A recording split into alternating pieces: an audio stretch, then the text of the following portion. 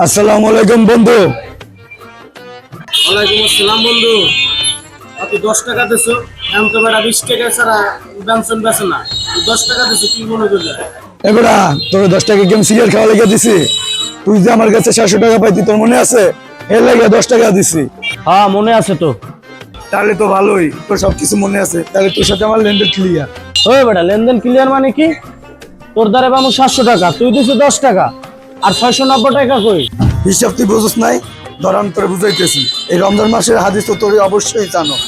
1 টাকা দান করলে 70 টাকার সব পাওয়া যায়। একবার সুবহানাল্লাহ বললে 70 বার সুবহানাল্লাহ বলার সব পাওয়া যায়। এটা তো অবশ্যই জানোস।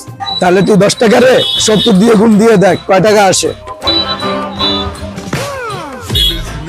তাহলে তোমার সাথে আমার লাগে লেনদেন ক্লিয়ার। আসসালামু আলাইকুম, রমাদান মোবারক।